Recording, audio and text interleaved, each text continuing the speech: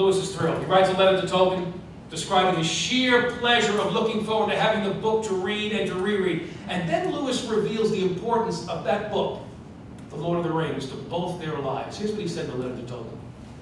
So much of your whole life, so much of our joint life, so much of the war, so much that seemed to be slipping away to the past is now, in a sort, made permanent in The Lord of the Rings. Here's a glimpse of what friendship can look like when it reaches for a high purpose and is watered by the streams of sacrifice and loyalty and love. I think this is part of their achievement, but I think they accomplished something else as we close here, ladies and gentlemen. We cannot overstate how profoundly subversive and countercultural the works of Tolkien and Lewis were in their own day and remain so in ours. Think about it. The soldiers of the First World War lived through endless days of mud, stench, slaughter, and death. Nothing like it had ever occurred in the history of the world. It shook the foundations of civilized life. As Winston Churchill put it, all the horrors of all the ages were brought together. And not only armies, but whole populations were thrust into the midst of them. T.S. Eliot saw the post-World War as a wasteland of human weariness. I think we're in Rat's Alley, he wrote, where the dead men lost their homes. Well, after returning home from this war, Tolkien and Lewis might easily have joined the ranks of the rootless and the disbelieving, but instead, they faced the problem of war and suffering with realism, but not with resignation. For them, there is no shortcut to the land of peace. No primrose path to the mansions of the blessed. First come tears and suffering in Mordor, heartless violence at Stable Hill, and horror and death at Golgotha. Their stories insist that we live in a moral universe. War is a symptom of the ruin and the wreckage of human life, but it can inspire noble sacrifice for humane purposes. War would sometimes be necessary to preserve human freedom. Remember the words from Faramir, Captain of Gondor, Lord of the Rings? War must be, while we defend our lives against a destroyer who would devour all, he explains. But I do not love the bright sword for its sharpness, nor the arrow for its swiftness, nor the warrior for his glory. I love only that which they defend. Well, these two giants of literature created these mythic and heroic figures who make a claim upon our concrete and ordinary lives. They challenge us to join with them in their struggle against the dark forces of this world. It is a desperate struggle, and this leads us to the most surprising element of their achievement. In the world created by Tolkien and Lewis, in this struggle against evil, it is only possible to persevere because there's a source of grace and goodness outside of ourselves. We can only resist this evil and persevere in it because there's a source of grace and goodness outside of ourselves. For all the accusations of medieval escapism, Tolkien and Lewis come closer to capturing the tragedy of the human condition than any postmodern cynic. Think about it. By the end of his quest, Frodo the Ring-Bearer has given up the thought of ultimate success, or even the hope of survival. Hope fails, he says. An end comes, he tells Sam. We have only a little time to wait now. We're lost in ruin and downfall, and there's no escape. At the climax of his journey, at the fires of Mount Doom, despite all of his courage and strength, Frodo fails in his quest. He fails. He does not destroy the ring, but instead he succumbs to its power and places it once again on his finger. Remember what he says? I do not choose now to do what I came to do. The ring is mine. Well, Tolkien explained it this way. One must face the fact, Tolkien said, the power of evil in the world is not finally resistible by incarnate creatures, however good they are. Here's where Tolkien and Lewis depart most radically from the spirit of our age. I mean, think about it. The modern stories we have of virtue and heroism, our gallery of superheroes, super cops, super spies, They give us a protagonist who always saves the day by his or her natural intelligence, good looks, strength of will, usually with lots of firepower at hand, right? Well, the moral vision in the works of Tolkien and Lewis is fundamentally different. The hero cannot, by his own efforts, prevail in the struggle against evil.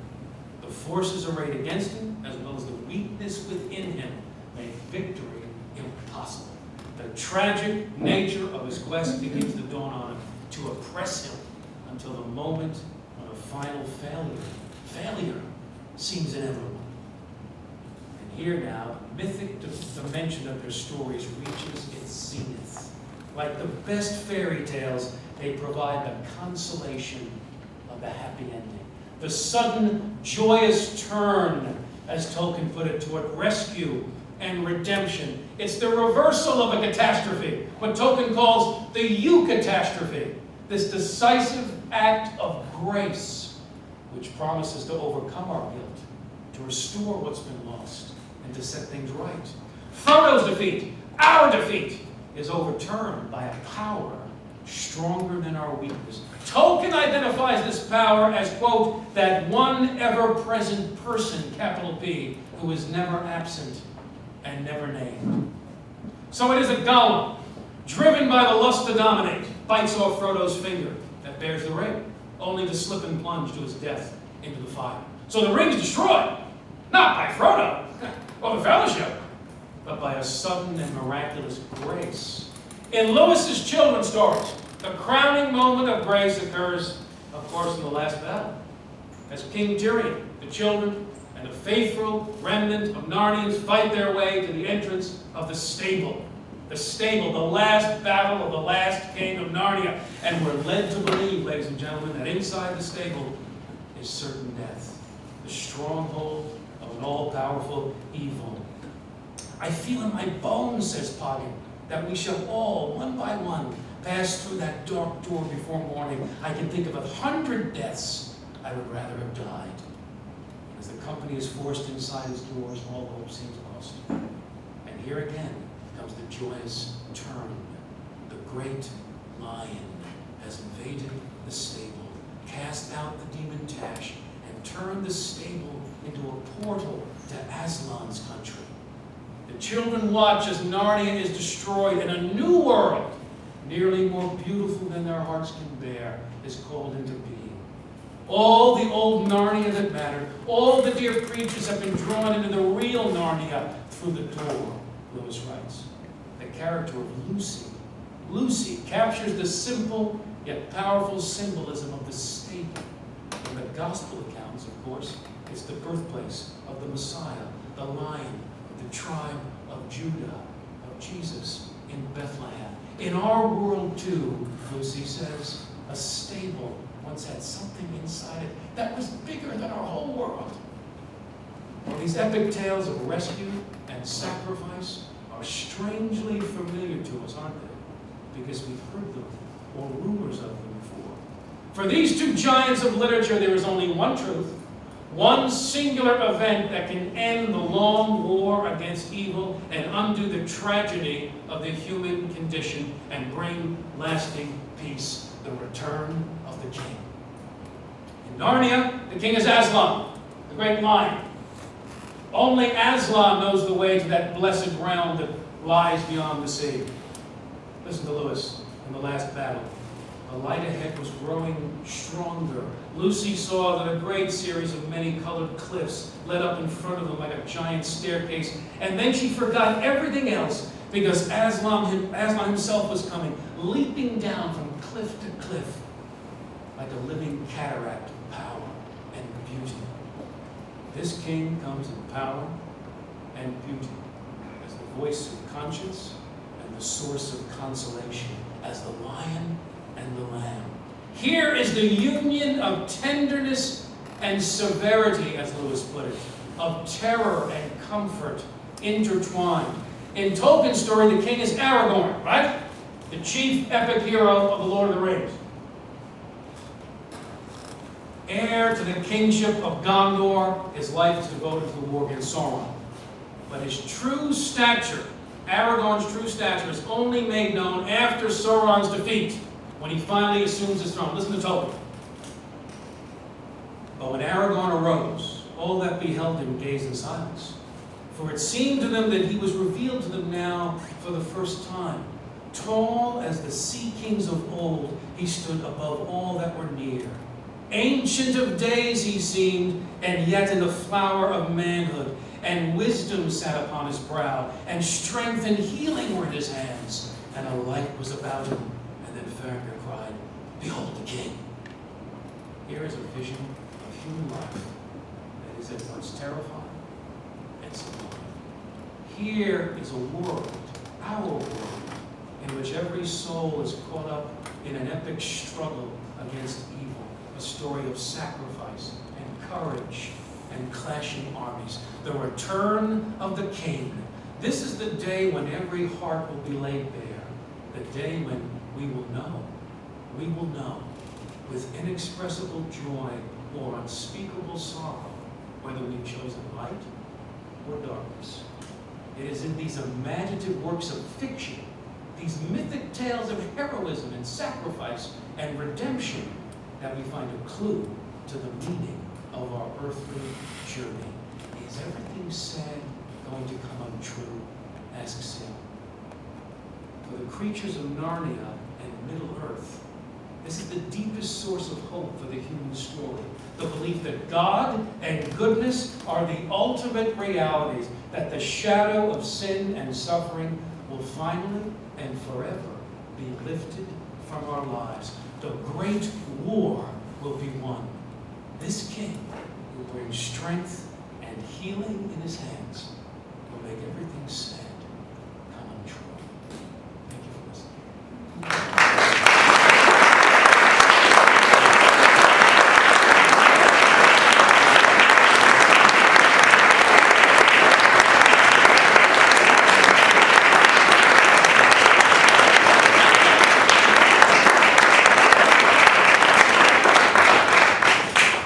Doctor. We have time for 3 or 4 questions from the audience, so here's the drill. We're going to put the mic here, there's a mic here, I'll put this mic there. If you've got a question, come on up and ask it. We'll be pretty disciplined about this. We've got a late start because of the traffic, but there's plenty of refreshments waiting, lots to drink and eat. So the conversation will go on after the formal questions, but I think we have time for 3 or 4 questions from the audience. We'll let Dr. Loconte address those, then we'll adjourn for refreshments. So let us, anyone with a question, come to the microphone. Yeah. Thanks, that was really enjoyable. I'm wondering what writers of fiction, be it novel, literature, film, etc., since Lewis and Tolkien, have you read that you feel like follow this similar Christian frame, spirit, and sort of standard they set? Well, I was afraid someone would ask me a question like that. Tell me your name, friend. Nick Kappas. Thank you, Nick. Writers of fiction follow the same kind of redemption, heroism, valor. You know, I'm sure they're out there. I'm a professor of history and I'm a professor of literature. So my knowledge gaps on what's been happening since Tolkien and Lewis on this front are just terrible. You have somebody to recommend? I don't. But I'm writing and trying to follow that trend currently. Well, maybe we'll have some a generation coming out of this school, for example. We got a hand up there. I mean, I automatically think of the Harry Potter books. Harry Potter? They don't have as much of religious overtones, but it's very good versus evil. Yeah. Because it's very black and white of Yes. what side Yes. you're on. And you do see some of it. Certainly, The friendship too. friendship is there. Good and evil is there. It's pretty clear, right? And even some Christian themes are there. You remember Harry Potter at the graveyard there. Death is the last enemy to be destroyed. Right. Over there. You get these Christian themes in there, right? I would argue that Harry Potter is a Christ figure. He lays his life down for his friends at Yes. the end. He faces that head on. Yes. You know. I'll take that. That's a terrific answer. I'll take that. Keep that woman well fed over there. All right, thank you so much. Other questions? This isn't so much a question. My name is Mike, by the way. Okay, Mike. But you and I talked a little bit beforehand, and oh, by the way, the talk was fabulous. I mean, I think the stuff you were drawing out of those of the two authors is just phenomenal.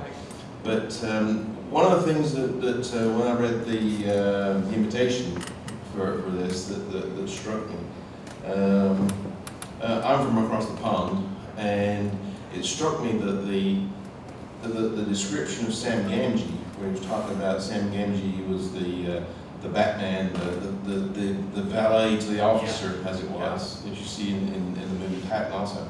But in the First World War, there was the whole culture of England was that the officers tended to be the guys that went to the right colleges and were the upper class, if you will, and the soldiers were the working class. Yeah. And as well as the war kind of tore apart the whole fabric of society, the Second World War wasn't quite that way. It was a lot more evenly spaced out.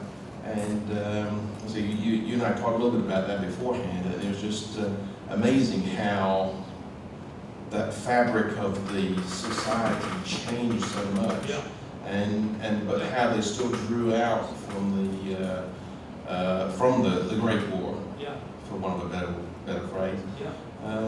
how all that worked. Yeah. And I say, it was the way we were pulling all that stuff out was amazing. Thank you so much, Mike. It's a great observation you're making about the melting of the class distinctions, and the war does a lot of that, it seems. Downton Abbey, if you have Downton Abbey fans out there, you're probably sensing some of it down the hands Right. They kill off another favorite character. I'm out of Downton Abbey. That's it. I think for Tolkien and Lewis, if you think about those stories, you don't have a sense of class consciousness, right? In the Lord of the Rings or the Chronicles of Narnia, these friendships at least, they're just across all kinds of boundaries. So I think that's probably part cultural. I mean, they were born in the end of the Victorian era, but the war begins to undo some of that. But I think it's also their Christian sensibility at the end of the day. What binds these creatures together, these men and women together in friendship? It's this common devotion to this great task. And it doesn't matter what the background is, where you come from. Are you in this thing or not? Are you with us or not? It's a theme that runs throughout their stories, for both those men. It's just fascinating to think about. Great point, Mike. Thank you. Other questions? Yes. I'm thinking in my mind right now, so I'm going to try and voice the question. And I haven't read, I've read a lot more of C.S. Lewis's essays than I haven't read all of the Chronicles of Narnia. So I want to know your opinion about women in the stories, because Lord of the Rings is pretty male-centric. I think there are some female elves, maybe, and that's about it. Do you get the idea that a hero in their stories can only be a man, or do you think that are there strong female characters in their stories? Do you think that the hero has to be a man, or do they offer contact? I'm not like, that doesn't bother me. I think they only fought with men. The soldiers were only men at the time, but I'd like to hear your It's a great question. I'm sorry, tell me your name again. Brecken? Brecken? Brecken, yeah. Brecken, yeah, thank you, Brecken. Great question. Tell me out earlier. I mean, think about it. The Chronicles of Narnia, 4 of the Benedictine children, of course, of 2 of them, they're women, and they play this strong role. They're not wilting wallflowers, either of them, are they? Lucy certainly isn't. And in so many ways, Lucy seems to have the closest relationship with Aslan, and seems to have an insight that the others don't have. And that is so intentional on the part of Lewis. It's that, when an author puts that into the story, he's thinking that comes out of who he is. So she has not only a courage, but a spiritual sensitivity and a wisdom and a maturity that the guys, the boys, don't seem to have quite often. So when the women, it seems to me in Lewis's stories, when the women are portrayed, I'm sure he carries some of those stereotypes that any bachelor living in the 1940s in England probably would have had about women. You can't quite escape your culture fully, some of your cultural assumptions. No one, except Jesus, could escape the worst cultural assumptions of his day. No, none of us does, right? So I don't think Lewis fully did. In my mind, what's so remarkable is the dignity and the grace and the wisdom that he gives to his women in the stories, which has to be very, very intentional. You see some of that in Tolkien, but it is a more male-dominated story. Lady Galadriel, though, is a very impressive character, and there are others we can point to who want to be as much in the fight with the men as the men want to be in the fight. So it's a great question. I have to think about that once more. Thank you for that. Yeah. I think it's significant that when the children are given their presents from Father Christmas, Lucy is the one whose present is the power of healing. So she is the hero, the most positive and strongest of all the children. she has the strongest faith. She's the only one who's given a gift that is the power of supernatural healing. That's She's fascinating. a healing presence among your children. Yes, and tell me your name again, I'm sorry. Jason Van Thank you, Dyke. Jason. Thank you again for hosting over here, Jason. Jason, what do you make of that? I just think that's, Lewis has very traditional views of men and women, and we could say it's stereotypical or cultural, but he also, I think, has a high respect for sort of the romantic sensibilities of the roles of men and women. And so Lucy being the one who has the strongest faith, and Lucy being the one who brings healing, is, I think, his embodiment of feminine virtue. Yeah. His perspective. Well, think about it. Long before Katniss and the Hunger Games, we got these Narnian girls, firing off the arrows, right? Yes. That's something to think about. Yeah. Well, also, Tolkien did as well. If you notice, what we saw was an elves part that really, Arwen was the one who healed Frodo. And then, Yes. now granted, it was only in the movie, but Toriel and the Hobbit, it was only when they saw heal. I don't believe she was actually not a Hobbit. She was a very small part of it. It was only one that could heal as well. Yeah. So when they're very prominent healers, Yeah. Lord, Yeah. we're going to healers in hospitals. Yeah. Great point. Terrific point. Thank you for that. Keep healing us women. Keep healing the world. Anyways. Mopping up after the men. That's what you're doing. That's their whole mopping up after. Oh, brother. What else? Yeah. My name is Jeremiah Cowan. Yeah. Come on. Lovely speech, thank you very much. Thanks for coming tonight. Of course. So I just wanted to ask the question, as far as other works from both of the authors, do you see any of these themes come through in some of their other works? Like, I'm a big fan of the Space Trilogy of Lewis's. Yeah. More so on Lewis's side, since he did write more of other stories than Tolkien kind of stayed more with just the Middle-earth stories. But do you see any other themes in, as far as the war and just society as a whole come through in any of the other works? Great question. Glad you asked it. Thank you so much for that question. And I do hope you buy my book, not just for selfish reasons, but I do talk about the Space Trilogy in the book, and how I think the Space Trilogy, in different ways, these themes emerge in a major way. When Lewis wrote the Space Trilogy, the first of the Space Trilogy, Out of the Silent Planet, if you read the Space Trilogy, you realize that the Christian doctrine, the biblical idea of the fall of man is kind of central to the story. And Lewis was stunned. He got very good reviews from the first novel, but the reviewers completely missed the whole theological dimension to the book. And he writes a letter to a friend saying, this is maybe early, starting out his new career as this Christian apologist. He says, if I had more time and more talent, we could smuggle in a lot of Christian truth into modern science fiction and fantasy. It's a great way to reach people. That's what he says. So there is this theme, I think, in the Space Trilogy. The other thing that's really key in the Space Trilogy is what? It's the attempt of man to perfect himself. Perfectionism. The whole idea of going to another planet, live forever, create the perfect species. Well, what are these guys facing in the interwar years, and of course the rise of fascism, genetic engineering, is the attempt to perfect human nature. And Lewis's Space Trilogy, it seems to me, is just a shot across the bow how science can be abused for these profoundly immoral, nihilistic, dehumanizing purposes and effects. Great question. I think those themes are there, yeah. Great question. Yeah, but one last one? One last one, anybody? Well, I want to thank you again, everybody, for coming. It's been terrific being here tonight. Let's give Dr.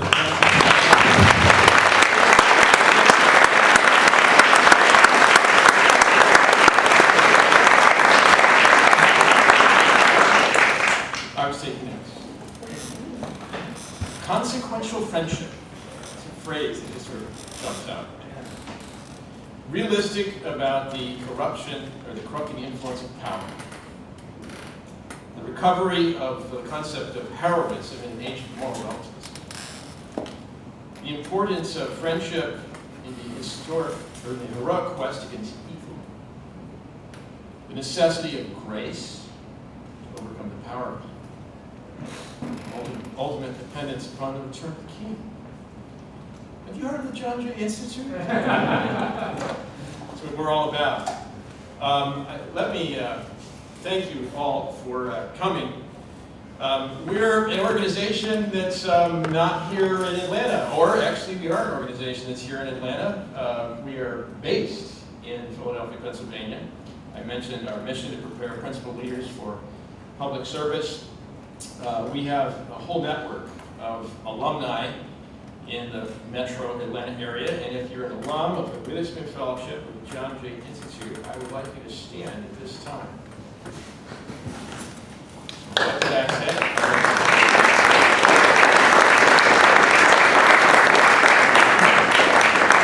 There are several others in the area that could not be here, so I encourage you during the break to meet these alumni, to hear about what we do. We would love to do more events like this in the metro Atlanta area. We're honored to partner with the Whitfield Academy and the Georgia Center for Opportunity to bring this event about. These things don't happen by accident. These things cost money. But we want to sort of build some consequential friendships, perhaps, a fellowship of the ring, if you will, to kind of take on the trying issues of our own time. So many of these themes inspire us at the Institute, and we would certainly invite your participation at any level with the John Jay Institute. There are some other introductions that I want to make, people that you want to chat with at the break, and that would include a couple board members of the John Jay Institute who are here. So Peter McNally and his wife, Charlotte.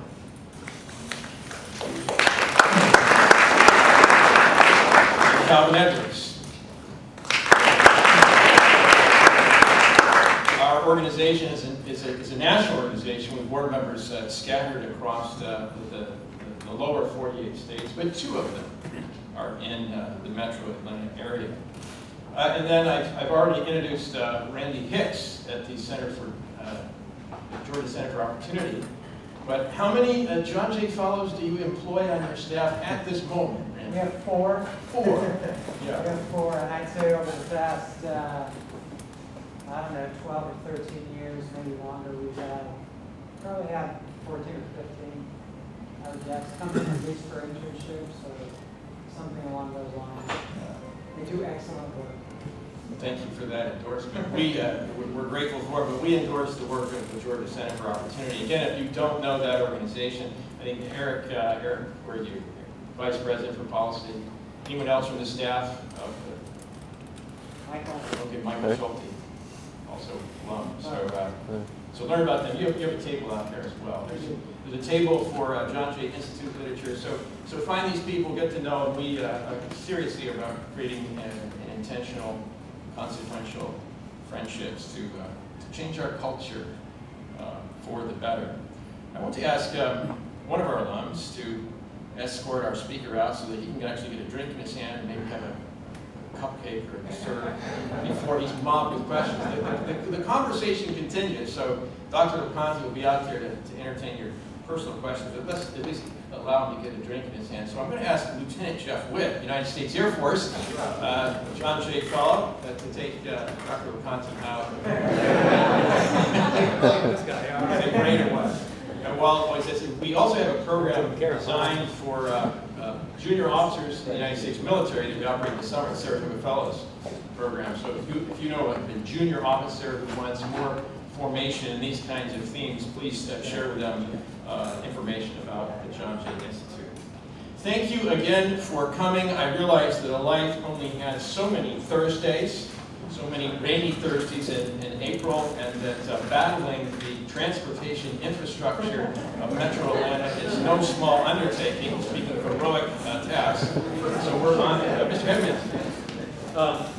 Thank you for coming out to Whitfield. I want to invite you. We have our student art up around the building, as you probably have already seen, but if you want to go upstairs, in the upstairs lobby area are our AP art students, and they each have their portfolios on display.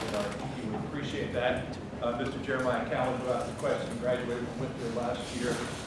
He had some photography up there last year, not now, but you'll see some impressive artwork. That's one of the things that's now here at Whitfield, so thank you. There is one more key person who actually pulled all this event together that I failed to acknowledge. It was a total oversight on my part. Tiffany Bradley, please stand.